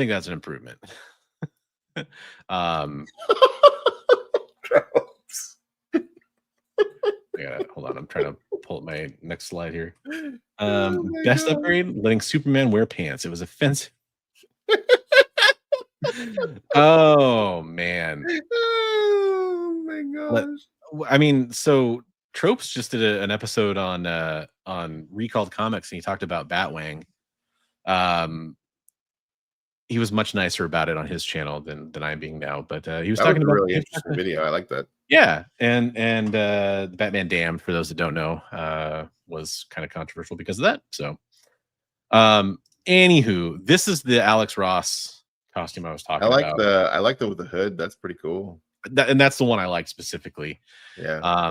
And then he has kind of the unhooded look here, and there was a panel too where he's next to Jean Grey, where she has kind of a similar kind of hooded look. Yeah, that's that Matrixy badass there. I like that. That's pretty neat. It's pretty cool. And I like the red X is just the way you see just the X outline as a negative space thing. That's and that Utopia or whatever costume always reminded me of that. Yeah, that's pretty cool. So here's here's a panel I pulled, and this was just me going to some forums that had like, kind of everybody's least favorite costumes. And the person who posted this, and again, this isn't my opinion, but the person posted like pretty much every costume on here. And I actually think that's not terrible for Robin. I don't Yeah, that's not a terrible one. But I gotta admit, some of these are pretty bad. Yeah. Just as a whole, it just reads like, oh, That's early 2000s vibes totally on that one. yeah. I think this was Rebirth, I want to say. Or was it New 52? Maybe it was New 52. I'm just, again, sorry, folks. I'm not a big DC fan, so I couldn't tell you which era it's from. But I agreed with it. It's pretty bad. Who's the red monkey? That's Beast Boy. Is that Beast Boy? He's red though. Right. Did Beast Boy turn red at some point? I mean, costume redesigns, they're crazy, right? No, I don't know the green the lore reason for that. Oh, that's Red Robin, not Tim Drake. Okay. Oh, isn't it that Tim Drake? Red Robin? Isn't it Tim Drake? Okay. It could be. It very well could be. I thought that was regular Robin, but either way, not the best for several of them. I mean, there's a couple on there that aren't too far off from the original. Like a bug. Who's the bug lady in the background? That's Bug Lady. Is that Bug Lady? Okay. Yeah. Ladybug. She's from the future, where everybody's bugs. Okay. Sorry. We had to combine with cockroaches to survive. I get it. I like DNA. I like Snowbird over here. It's pretty cool. I like how she went from Alpha Flight to That's Hawk or Dove, right? Dove, Dove? It's Dove. Yeah, I'm pretty sure. Okay. I could be wrong, but I'm pretty sure it's Dove. Okay. We got Wonder Girl. We got Superboy. The Wonder Girl isn't bad. I mean, that's pretty classic for her. That's what's his name? The negative man, the guy from Doom Patrol, but the female version. Is that what that is? There, I don't know. Could be. That makes sense. I would buy that. Or it could be Livewire, maybe. I don't. Okay. Yeah, people are gonna be like, "You guys are idiots. You don't know DC at all." And then you've got Mr. EFE or whatever. I don't know who that guy is there either. Mr. FE, would they be Iron, like Iron Man? I don't know. Pharaoh Lad, I don't know. Yeah, Pharaoh Lad. Yes, we did talk about the Invisible Woman. We actually for quite a bit. You should definitely go back. We didn't talk about the Malice costume, but we talked about the costume with the big cutout for. That's true. Yeah, you're right. Purple Boy looking like a Tetris piece. Oh, that's it. Tetris piece. Tetris Man. Lad. Yeah. Tetramina. He's great. Doedeca tetrahedron. Okay, so this is interesting to me. I didn't know people felt this way about this costume. This was the Miles Morales. I think people commonly refer to this as the streetwear costume. I saw that in a lot of threads. Okay. When this came out, a lot of people didn't like this, and I saw a lot of hate for it. And I really like Superboy. Miles is. You really like Superboy, do you? I really like Superboy. A lot of people. I really like his classic, black and red costume. But this apparently a lot of people didn't like this. It's more pink than red, right? I mean, I think part of that is this cover, and I think that I was talking to somebody talked about fuchsia earlier. I think it did kind of run a little magenta, but I saw interpretations that also had a lot of red in it too. K-pop has the same Miles outfit.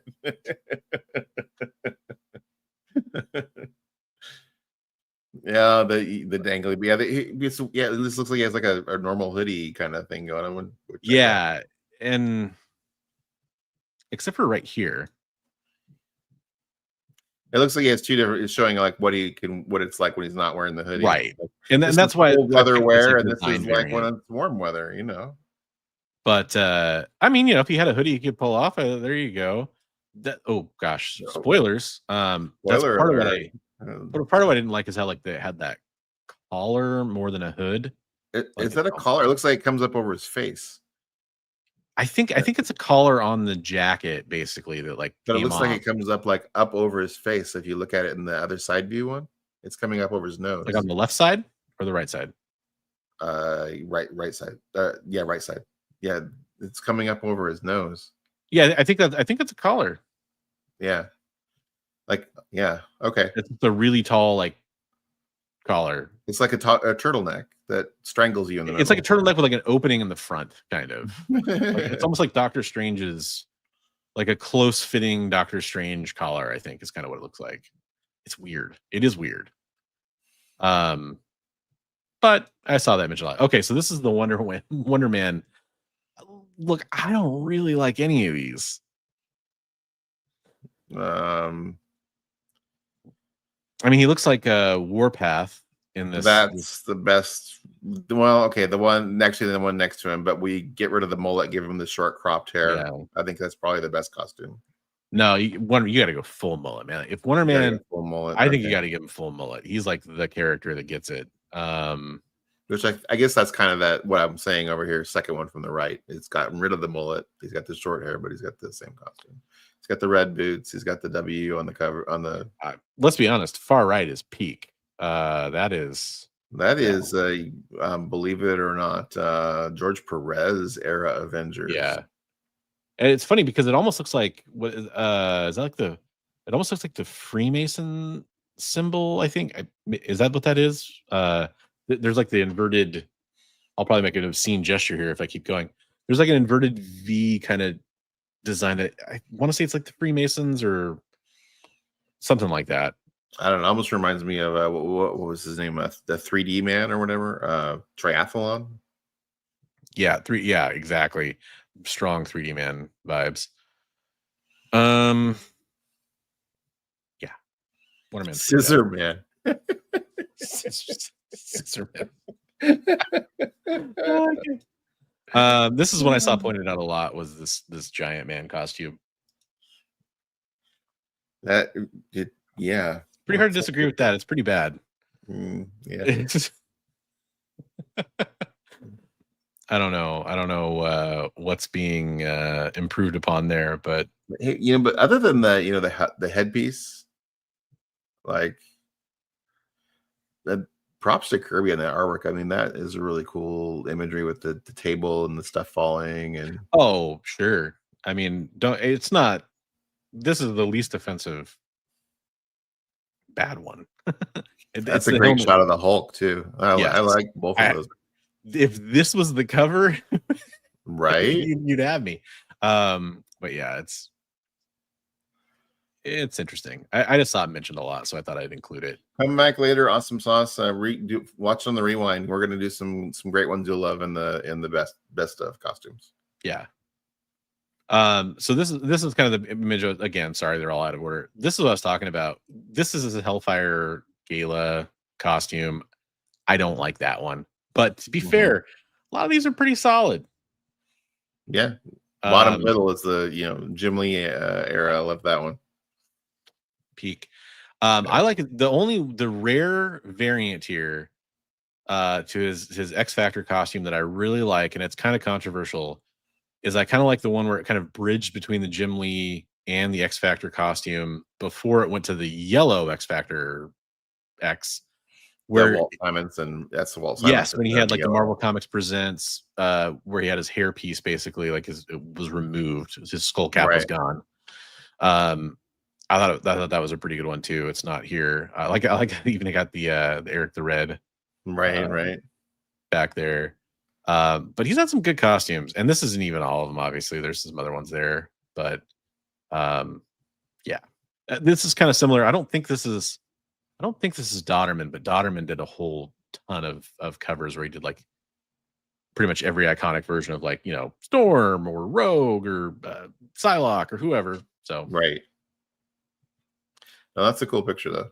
Yeah, there's some good ones. Should Magnus have gotten an update? Yeah, he did have that skirt. That tunic, man, it's doing a lot of work. Unfortunately, 2 of the images from your good looks like they didn't make it great, and I can't tell which they are because they're just like blurry messes on my screen. So we'll have to see which 2. But when we get to the end of it, you'll let me know which 2 are missing, and I can go over and we can try to show them off from the Discord. Okay, let me go. I'll pull it up on my phone. So here is Bigby pulled up this whole list of good ones. Before I get to that, I do want to mention one other thing, which is we have one more show coming up on the EXP tomorrow night that I want to remind you about, and that's Kicking It with Henri Compin, a great comic seller over there on the EXP, also a comic book creator too. So definitely go check out his show. It's at 10 Eastern, 9 Central on the EXP. So to recap their shows real fast, you got Minute to Skim It at 7 Eastern tomorrow, Tuesday night on the EXP, and Welcome to Wonderland at 8 Eastern, and Kicking It with Henri at 10 Eastern over there on the EXP. Link is in the description if you want to go check that out. So, all right. Okay. I did throw up your first best one here. So, all right. I thought that, that's the original, well, not the actual issue, but going his first red and gold armor. Yeah. Going from the gray and then the golden, just clunky. So I think that's pretty big step, pretty important step in Iron Man, and it's one of the best redesigns. It's a big one. It's a big one. Yeah, I think it's up there for me with Daredevil going from the yellow to the red. I mean, I guess you could say, yeah, because Iron Man's took a little bit longer. Daredevil was pretty fast, but right. This reminds me, by the way, speaking of characters that got upgrades like this, there's one I definitely didn't pull. Iceman. Speaking of Iron Man, going kind of reminded me, going from snowman to the more ice shaped. Oh yeah, I didn't think of that one. That's a good one too. Yeah. Hey, what's up, Kamikaze? The stuff with the Conan's different links of line claws. I love that too. Momentum, swinging swords and all. I mean, you don't want anything constricted down there, right? So this is one that people didn't like, and I like that one. So. A lot of people love Mohawk Storm. I don't, but a lot of people do. And I will say, I really liked when they combined. It's not the Mohawk. I don't care about the Mohawk at all. I like the Mohawk, like when they did the X-Men 97 version that had the Mohawk, where she's got the classic kind of 90s style costume, but then she's got the Mohawk, right? I like that a lot. It's the leathers look to me is just, it's not a costume. And that's where it gets me. It's more of like, if she goes off and kind of is doing her own thing where she's not a superhero, great. I don't know. Ooh, Asgard Storm is a good pull. Oh yeah. I was reading during this era, and it was pretty shocking when she changed that to that costume, and I liked it. So, and a lot of people love this, for sure. Maybe it's one of the more polarizing ones, I guess. Maybe I'm wrong about that, but I feel like a lot of people have strong opinions on it. And I just didn't like the costume part. I love the hair. I think that was sweet, but yeah. Yeah, and I don't remember. Well, she had powers for a while with that, and then she lost her. But then she didn't. Yeah, that's what I was gonna say. It's kind of that weird thing where it's kind of both. Yeah. But she was like fighting with the inner turmoil of and trying to remain the in control goddess, and she felt like this was more of her like letting her rage out and being more of a tempest. So I also need to point out, because I've said this publicly, I've said Storm is like my least favorite X-Men, and that's true, but it's also like I still really like Storm. Like I like all the X-Men, all the core ones especially. Don't try to be wrong. She didn't lose her powers first. She had the Mohawk before she lost her powers. That's what I remember. It's been a minute since I read it, but that's what I remember too. I remember like losing her powers during when she had this costume, though. Yeah, she lost her powers during that. Oh man. So yeah, the design for a Green Lantern costume. I mean, the old one with the cape and everything was pretty goofy, and he's actually holding a big lantern and everything. So yeah, and it's like the Christmas color scheme, and which, I mean, it's during an era where you wanted more vibrant colors for your character to stand out. I got to give it some credit for that. But the uniform look for the Green Lanterns is iconic to me. Yeah, I think that was. I mean, there's some very solid upgrades from Golden Age characters to more no nonsense their Silver Age counterparts for sure.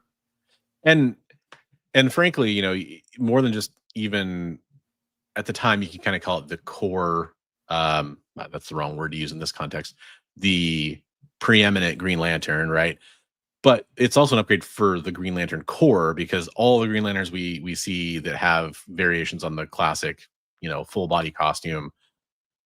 Some of them do have variations, but it's really cool to see that as kind of the uniform. It reminds me of like Starfleet or something like that.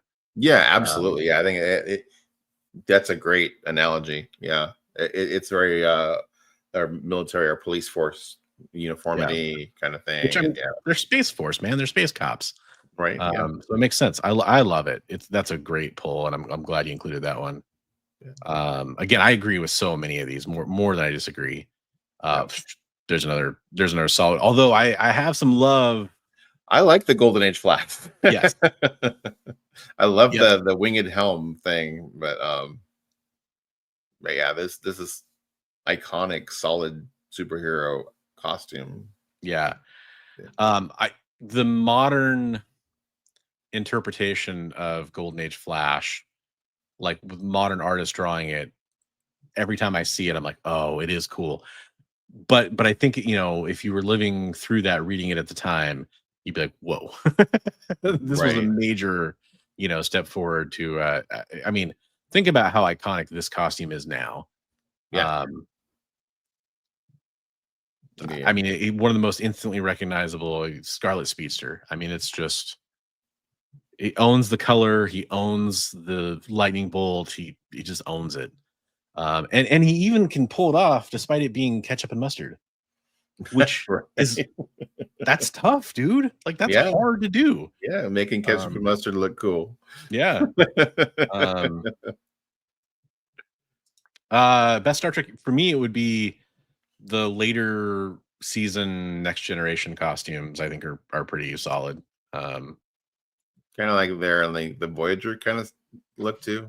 Yeah, except for they had the weird badges, but yeah. Okay. Yeah, I think they started out with that, if I'm not mistaken. Brandon says a 9.0 of Showcase on eBay right now. Damn. Oh, there you go. Jay was asking about high grade older comics. I mean, it's not the oldest comic, but still that's pretty high grade. Right. Dude, DC knocked that out of the park with all their glow ups. Yeah, back then. And Neil Adams gets the credit on that one. Yep. For changing him from that kind of the goofy, for giving him the goatee, making him more Robin Hood looking. And well, it's funny, he had kind of an Errol Flynn look originally, who obviously was famous for playing Robin Hood, but not necessarily the Robin Hood look that we would expect. Right. And then Neil gave it to him and did a great job. Mike Grell gave Green Lantern another good upgrade. Yeah. That's another great one. Enough said, right? The yellow and brown, yeah. The tan and brown. The classic John Byrne goodness, or whatever Ryan Reynolds says in the new movie. Stealth suit, right? Yeah. I really like that drawing. Is that Booth doing that one? Brett Booth? I don't know. It looks like his signature. Yep. Yeah. 2019. Yeah, it's a really nice drawing of it. Booth is so underrated. Looks very Arthur Adamsy almost. That art. But this is weird for me because it's not my favorite Wolverine costume, but I'm a yellow and blue guy. Now I subscribe to this. In a solo book, wearing the yellow and blue doesn't make any sense. I get that. But as the team X-Men look, I like the yellow and blue. This for solo Wolverine, 100%. The X-Force black and gray and red eyes is pretty cool too. I mean, it's just basically a palette swap for the most part. But yeah, this because you when you got this design, it added some things to, like, granted, this is a newer drawing, but you did get kind of the ears, or whatever what people want to call them. You got kind of a more unified look that artists would use drawing those, Right. as opposed to kind of a wild different interpretations that you saw before that, which I think helped a lot. It's a really solid costume. Like, when I say I like the yellow and blue, it's like 1A, 1B for Wolverine costumes for me. Right. Um, Yeah. they're- Yeah. When I they're first really started reading, I wasn't in on the early yellow blue. I was reading the tan and brown. So Yeah. that was my Wolverine first, experience reading Wolverine. So, yeah. so I was always kind of like the same, I'm like, wow, how's he sneaking around in yellow and blue? I mean, like, wow. I mean, come on now. Yeah. A lot of And people I think we all have chime in on Fang that to one. thank for it. What's that? We have Fang to thank for it from the Yeah, Shi'ar yeah. Imperial Guard. A lot of people you know, chiming in on the chat about this one. Hey, Ozzy. oh yeah. Completely underrated. Yeah, totally agree. Yep. Cockrum. Mm-hmm. Yep. Gotta be. Yeah, absolutely. It's a great. Yeah, absolutely. And the Toy Biz, like Wolverine, or I think that's probably the one you're referencing. Those boots though. I've always liked the Wolverine boots. I don't know. Yeah, I mean, I always loved drawing them. Yeah, they're always fun to Yeah, draw. they're fun to draw. And I mean, because it echoes the ears. Balances out the ears, right? Yeah. In a good way.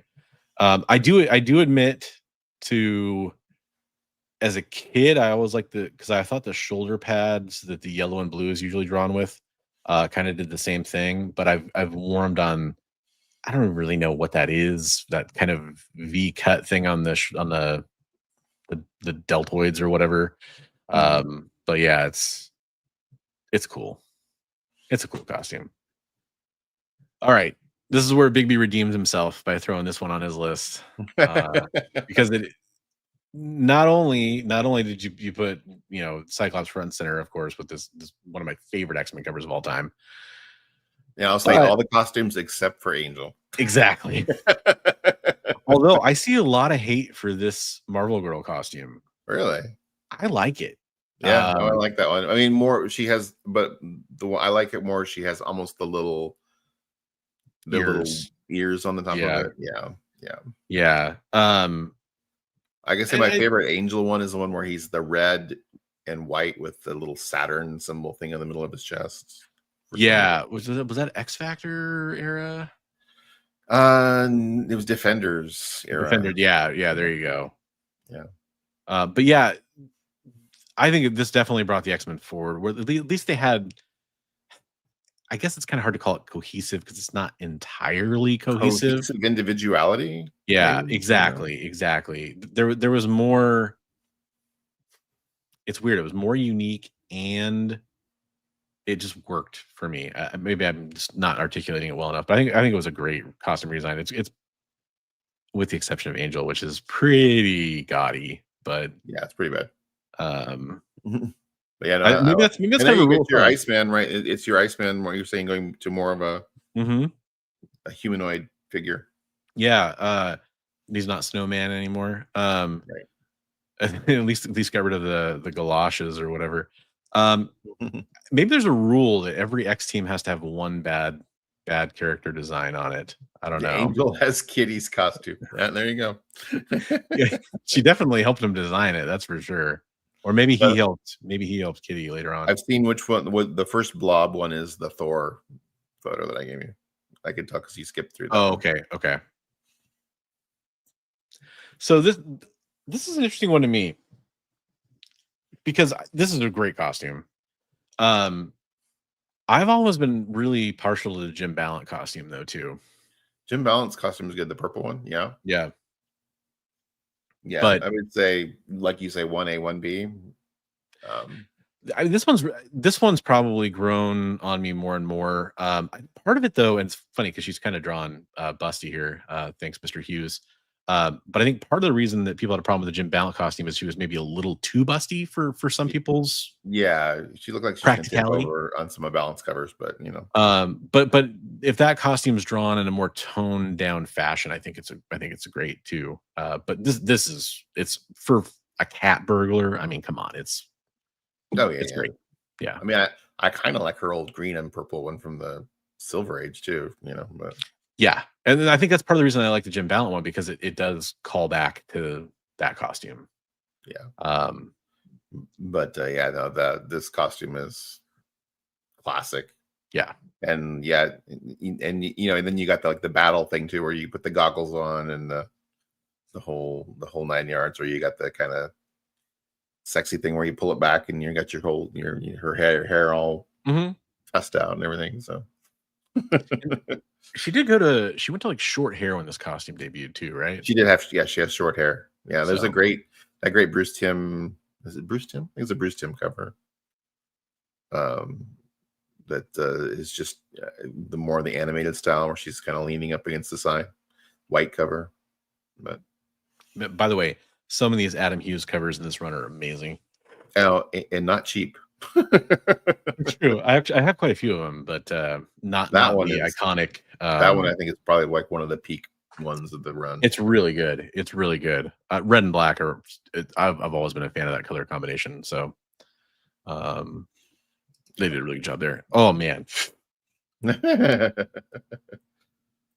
talk about iconic. Yeah, but there was at the time that was pretty divisive amongst the community, though. Like a lot of people loved it. A lot of people were like, "That's not Spider-Man." It still is. I mean, I bet you if we did, kind of an informal poll here, what do you prefer? Do you prefer the classic, red and blue, or do you prefer the black? I think I prefer. It depends on the storyline. True. For me, that's true. Yeah, I think it depends on like what's the mood and tone of the storyline for me. As a kid, I preferred the black costume. I think as an adult, I prefer the red and blue. But yeah, storylines definitely matter. But I also, I will say, I don't like Marvel's tendency to occasionally bring back the black costume for Spidey just because. Right. Keep it fresh.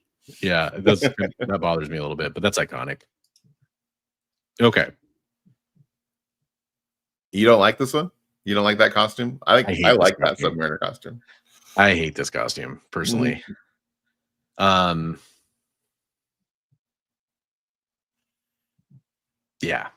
I've never been able to work doing. I don't know if it's the little like web wing things. I think it's kind of a similar problem to that Legion of Superheroes character, where it's like, this is a really weird choice. That's yeah. Later on, they made it more of a vest. But yeah. This is just I put that one because it's the first appearance of that costume. So Speedo Namor or no more Namor. Okay. Somehow he looks way more daddy mode now. This is kind of where he went into that. He was in supervillain team up a lot. He became more of a bad guy in this costume. So that's true. He says he's declaring war on the human race right there on the cover. So. I feel like this is one of those ones that has a lot of potential to me. Like where you could tweak this and I could really like it. But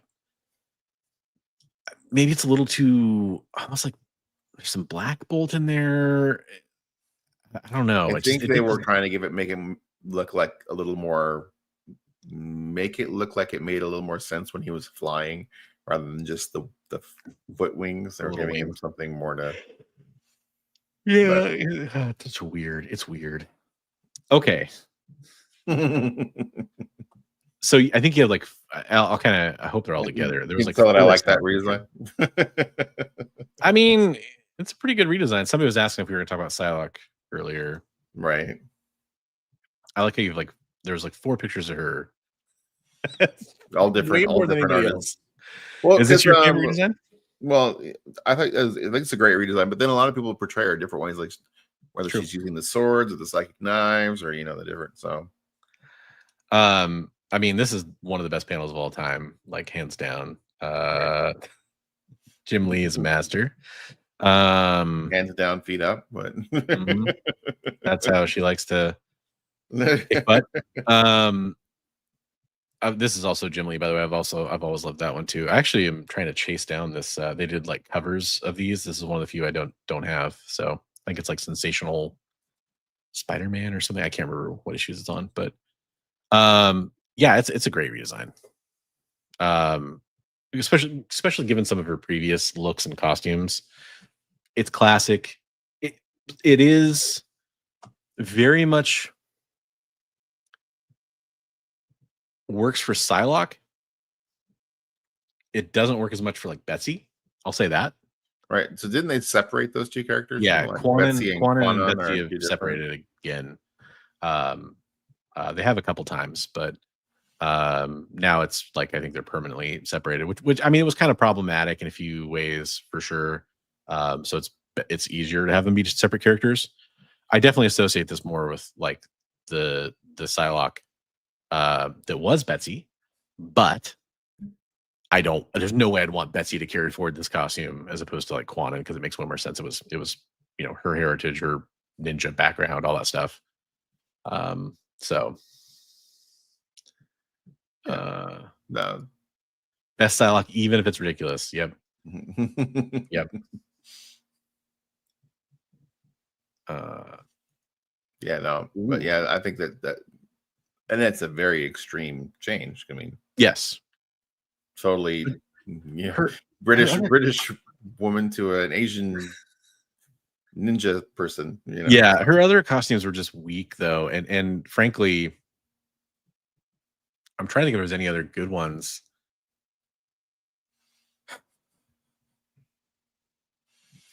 She had that weird pink, frilly, ruffly. Yeah, that's the one I was thinking of. I was gonna say but really it just doesn't work.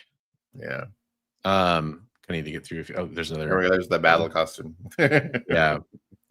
I want to get to community art before we go way too overboard, so I'm gonna kind of scoot through some of these. So the Lobo was on. I thought this was kind of an interesting one. He looks way different than his first appearance. He does, and this is definitely his more iconic look for sure. By the way, if you're savvy on the interwebs and you want to go find some set photos, that I'll just say they're out there, allegedly. That's very cool. I love Lobo. Yeah. Best redesign of all time. Yep. Your two blobby photos are DD and Thor. So was it the red? It's Daredevil's red costume. Okay. Well, I mean, I think everybody can picture that, right? Yeah, Daredevil's red costume. And then which Thor?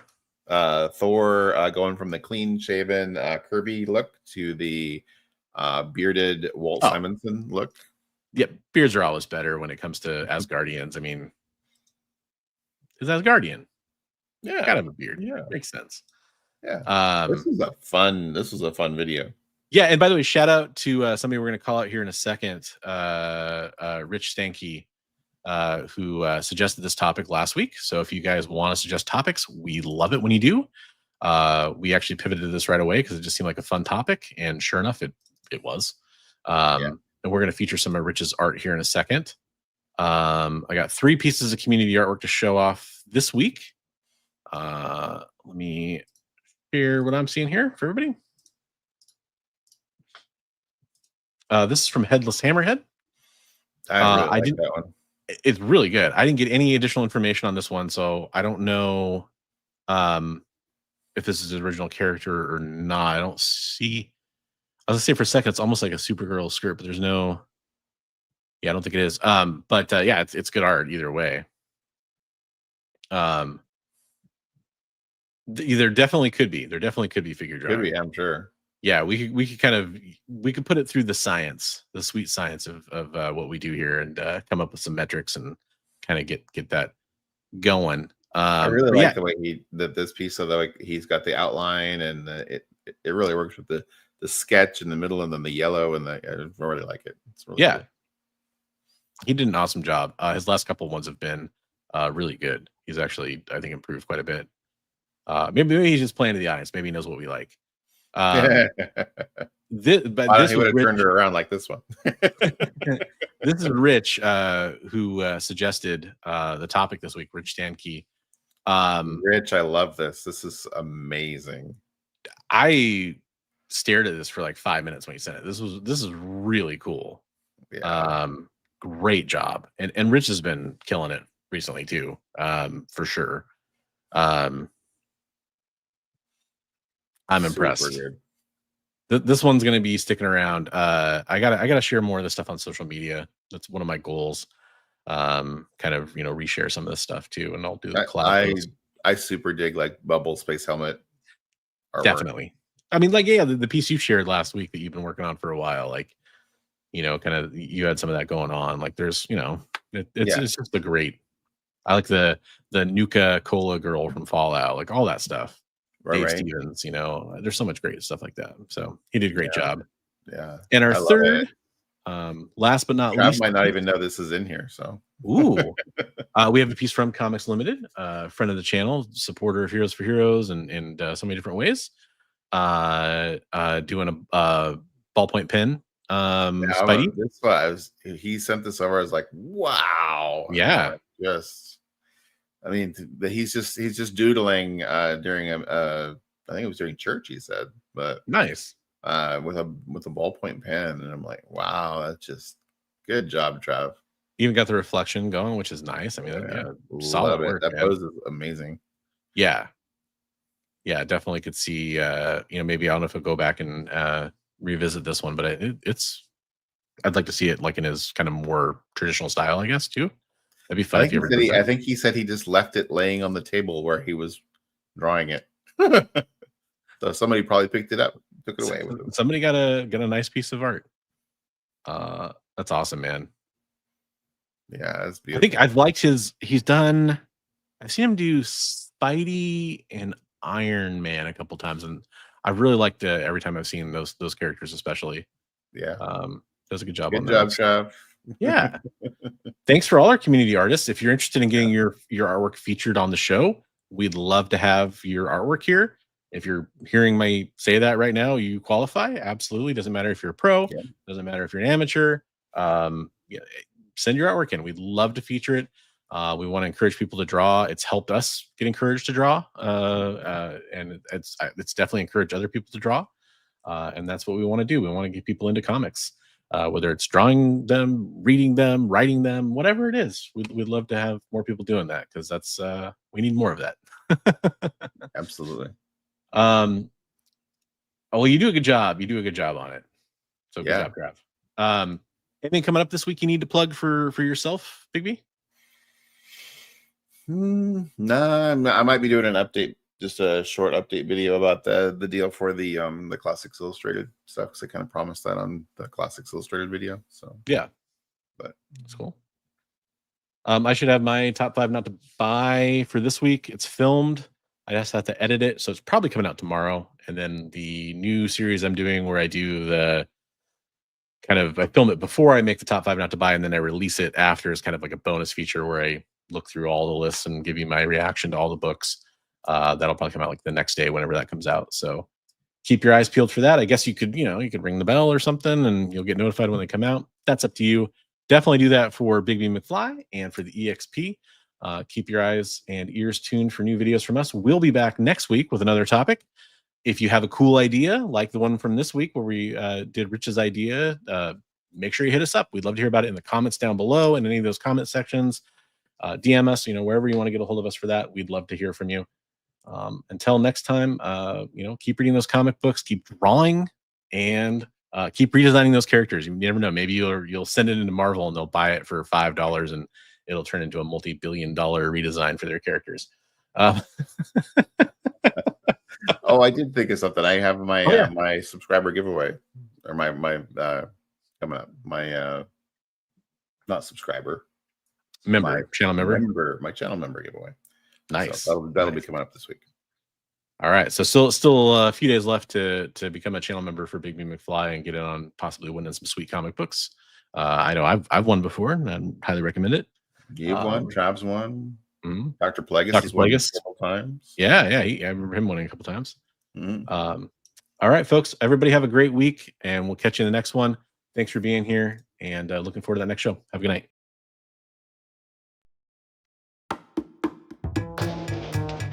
Join the party.